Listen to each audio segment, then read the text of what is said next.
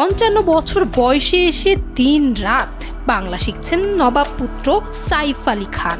মা শর্মিলা ঠাকুর একজন বাঙালি হওয়া সত্ত্বেও তার ছেলে সাইফ বাংলা পড়তেও পারে না, এমনকি এক ফোঁটা বোঝেও না।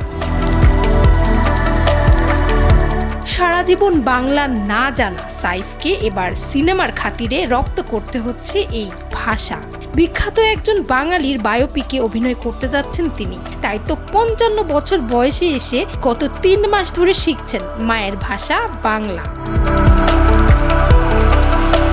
সাইফের নতুন এই বায়োপিকে চরিত্রের মুখে থাকবে বাঙালি উচ্চারণের বাংলা সংলাপ। হলিউড রিপোর্টার ইন্ডিয়াকে দেওয়া এক সাক্ষাৎকারে সাইফ নিজেই ফাঁস করেছেন এই নতুন প্রজেক্টের কথা। নতুন সিনেমাটি নিয়ে তিনি বলেন, স্যাক্রেড গেমস সিরিজের এতদিন পর এমন একটি প্রজেক্টের সঙ্গে যুক্ত হতে পারলাম, যার জন্য ব্যাপক প্রস্তুতি দরকার। চরিত্রটির ধারণা পেয়েছি, এখন আমাকে এটি আত্মস্থ করতে হবে। কয়েক বছর আগে ঢাকা আন্তর্জাতিক চলচ্চিত্র উৎসবে শর্মিলা ঠাকুর জানিয়েছিলেন তার মেয়ে সোহা আলী খান বাংলা সিনেমায় কাজ করেছেন।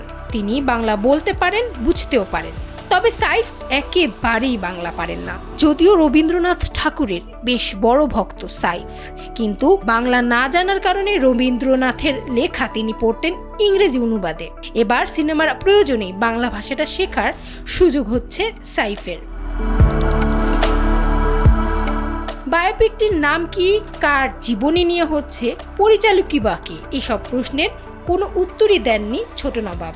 সবটাই রেখেছেন কঠোর গোপনীয়তায়। তবে তিনি নিশ্চিত করেছেন সিনেমায় তার মুখে শোনা যাবে পুরোদস্তর বাঙালি উচ্চারণে বাংলা সংলাপ। তাই তো এই ভাষার ওপর দখল আনতেই ঘাম ছড়াচ্ছেন তিনি।